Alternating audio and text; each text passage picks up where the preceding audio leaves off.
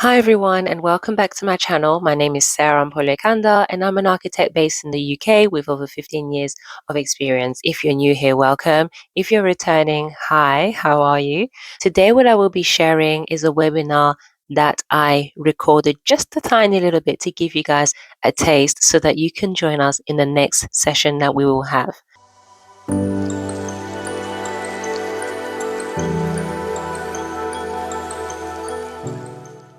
Within this webinar, we discussed how you can make the most of your property and how you can allow that property or the land that you have create a high return of investment.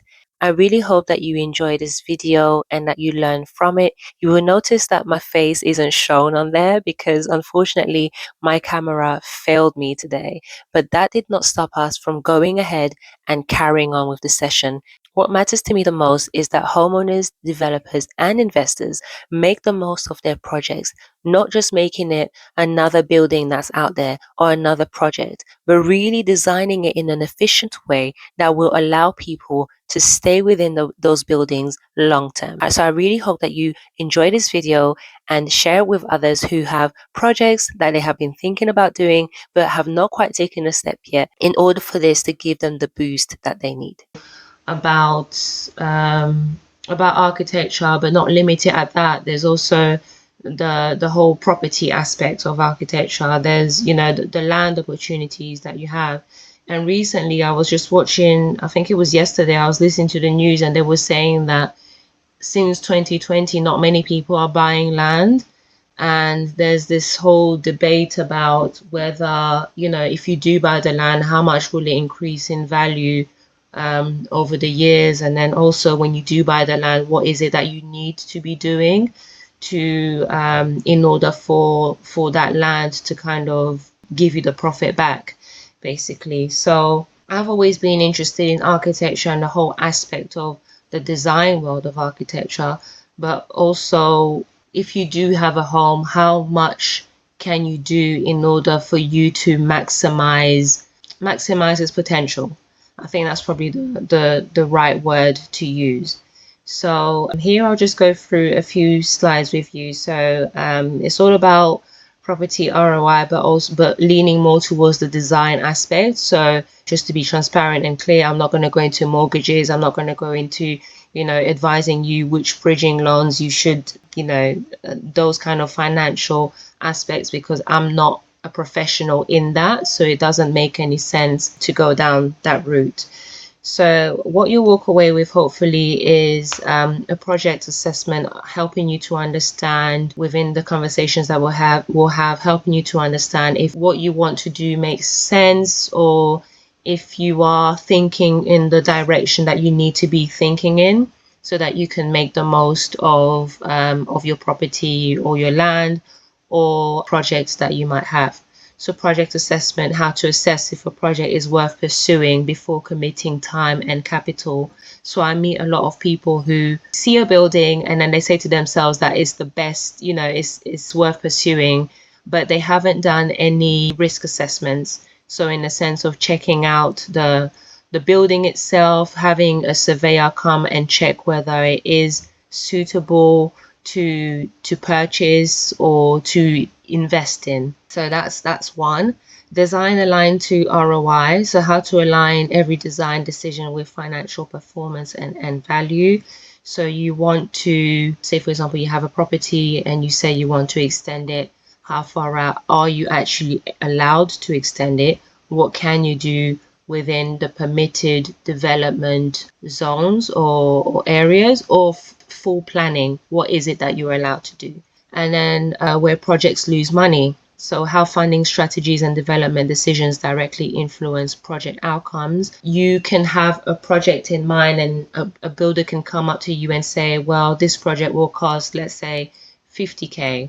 But then you realize that as the time has gone by, the price keeps going up. And in order for you to protect yourself, you always need a contingency plan in place. So I always advise my clients to have a contingency plan just to avoid or be mindful of any of those issues. So why most property projects property projects underperform. Most projects don't fail on design, they fail on strategy. So sometimes the design can be great, but how you go about it, how does it actually work? How does it actually function? And before you build it, have you done the site analysis? Have you done a feasibility study?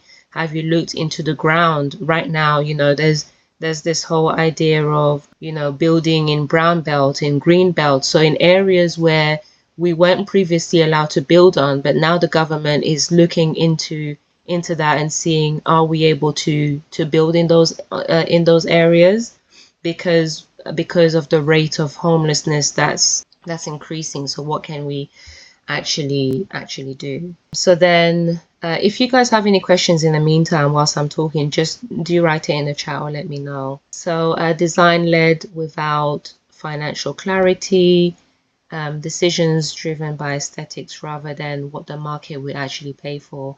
Again, you're just thinking about how beautiful your house will be, how beautiful your project will be, but really and truly, is it what the market wants right now? Is it suitable? If you're gonna, let's say, for example, since the last 5-6 years, there's a lot more commercial properties that are empty. How are you going to turn that into something that's valuable for the public? Because at the end of the day, you've bought a property or a shell, let's say, but how are you putting the right ingredients within that to make it something beautiful and appealing for the market? Because you want to have profit at the end of the day. So looking into and figuring out what it is that you need to do. So overinvestment in wrong areas, spending where it doesn't add proportionate value to the end sale or rental price. Again, that goes with what I've just mentioned. You've spent a lot of time and money in doing something, but then in the end, you're not really able to sell it. You're not really able to rent it out. And I know recently with the whole Renters Act, there's a lot of discussions around that. You have someone who's renting your space. Who has authority? Is it mainly the landlord? Is it the renter? Who's got more, let's just say, power power over, the space that is occupied?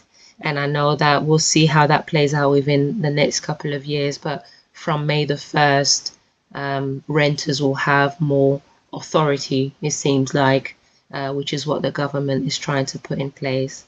So no clear end value understanding, starting a project without knowing the ceiling value and the local market. Again, you're doing a project, but you don't know how much you will sell it for, because there's no real research that's been done on the area, on the street. Is it near markets? Is it near stores? Or are you surrounded by anything that people can easily get to? If it's a new family, it needs to be near a school, it needs to be near a shopping mall. So there's play or even parks. So there's areas that's easily accessible for the people that will be accessing and living in those areas. And then funding considered too late. Finance strategies treated as an afterthought rather than a foundational decision. So there are financial opportunities out there, such as grants and companies that allow you can apply, let's say, for photovoltaic panels, PVs, heat pumps as well, if that's something that you want to put within your property or your project. You can get funding for that, which I think sometimes people don't really know or they're not aware of. And also in terms of insulation, there are companies that will give you funding to make sure that your house is well insulated, and it goes under, I think it's called a warm home strategy that they put in place a little while ago. So design versus value, what the market pays for. You've got local comparables, layout efficiency, bedrooms and bathrooms, usable floor area. So it's understanding the ceiling value like we mentioned before. And for me, particularly as an architect, we look into the layout efficiency. So how is that floor plan laid out? Is it used in its maximum capacity, and also is it appealing to the buyer and to the renter as well? Again, are the people living in those spaces feeling comfortable and they want to stay there long term? Because that's the whole aim, right? You've got a home, you've got a property, you've put people in there. There's a whole trust factor that's built over time, but you want them to stay there for the long term. And then bedrooms and bathrooms, how many bedrooms and bathrooms are in there? If it's a big family, then obviously you want to make it so that the family is growing within that space, growing within the property, and everyone will have their space and they feel comfortable in using the areas, the bedrooms, the bathrooms. No one is climbing all over each other and rushing to get into one room or another. So you've made it and designed it in a way that's workable for everyone to use over a long period of time. Usable floor area, you've designed it to really make the most of every inch, every meter of your property. Okay. So how developers think, and I think this is really key. I think for me, when I got into the career, it was all about design, design, design. But really and truly, when you get to a certain level, you're not just designing for maybe one individual, but you're probably collaborating with other developers, contractors, and you're then forming a unit to design together. And the way that developers think, they're always thinking profit. Obviously, you want to make the most of what you've invested in and how that would allow you to just grow over time. So you've bought a property, let's say you've bought a house, let's just say you've bought a flat for 150k, a one bedroom flat, 150k. I know it's very low, especially in London. That's really not really heard of, but 150k for a one bedroom flat. And then you're gonna do works to it. Let's say that flat is on the ground floor. Maybe you can extend it a little bit. So then what would be the property value after that? And then after a couple of years, what's the value of that after that? So you're really looking at it at a long-term gain and not just what it currently is right now. So developers, and even us guys as homeowners, and I think like you said, Graziella, you want to see the potential of what your home could be, because it is a certain way now, but you're thinking about it long term and what you're probably allowed to do to your property and what it can become over time. So common costly mistakes, and hopefully I've put the contingency in there because for me that's always number one. You can spend 100k and add very little value if it's misdirected. So some people always say, well, I've spent so much doing this and that. But really and truly, in the end, you look at the end value, going back to what developers look at, you look at the end value and everything that you've put into your property, but there's not much that we can see within the work that you've done. And really and truly, maybe it should have stayed the way that it was instead of you spending so much. So again, it goes back to doing your research and understanding what you should be doing or what you could be doing to really maximize the potential of your home. So over specifying finishes, we don't always have to use marble here and there and high top finishes and so if you think about the top end kind of quality, you don't always have to use that. You can mix and match, but then the end product and the finishing, the touches, the materiality really gives it that quality that you're looking for. Poor layout decisions. So when you enter a room, what are you seeing at the first sight? Is it that you're seeing all the way through to your garden, or is it that you're seeing maybe a staircase, or it's the layout? How is that room? How is your home truly inviting you in further? And I know it might sound ridiculous because we live in our homes and we say, well, I'm kind of used to the layout, but how could it work for your own benefit? So me personally, I'm into biophilic design. So biophilia is all about adding more daylight, making the spaces more comfortable, providing better, well-being aspects to your home. So how is your home making you feel more comfortable over time? And kind of making you feel like it's your safe haven, because at the end of the day, that's what we want to create. Ignoring area ceiling values, every street has a ceiling. Investing beyond it means you'll need recover to spend on sale. So just again, going to the whole market research, checking out, understanding what your local, what that area would cost in terms of each property, what are the costs now, and what might it be in a decade or so. And no upfront feasibility, again skipping the feasibility, not doing the homework, quote unquote homework, that you need to do to find out what is possible, and not necessarily jumping to the most expensive decision that you can make, because there are other opportunities or decisions that you should make that could be more effective. So I'm just trying to see what slide we're on, because I wanted to go through a case study as well, just so that you guys have an idea. So maybe I'll just do it after this one.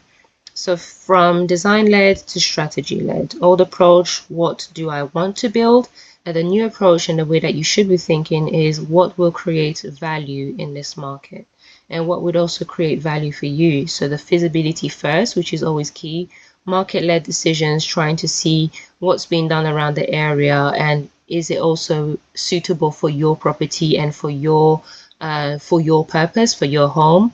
ROI driven design, you definitely want a return of investment in everything that you're doing and having profit for that.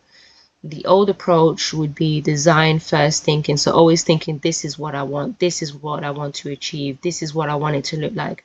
When really and truly it's not really going to work for the home itself, maybe the look and the feel of the home itself. And it might not even be appealing to others, because maybe you might not live in that property long term. You might decide to rent it out or sell it. And then the feasibility overall is an afterthought. So it's just the opposite of one another. So there you go, guys. I hope you enjoyed the video. Please let me know your comments. I'll be glad to know your thoughts and would love to hear from you. It also helps me to ameliorate the way that I do the work that I do, and that I can give you the precise information that you need as well for your project, or for that future dream home that you've always wanted to build. As usual, there'll be links in the description and also in the comment section where you can book for a consultation. There is also a checklist that you can download for free, which will help you to figure out whether you need to renovate, extend, or build a new property. And I know that that helps out a lot of people, just so that they have a better idea on what they can do before they actually start doing anything at all. So I just wanted to share part of this webinar that we had. Hope you enjoyed it, and I will see you next time.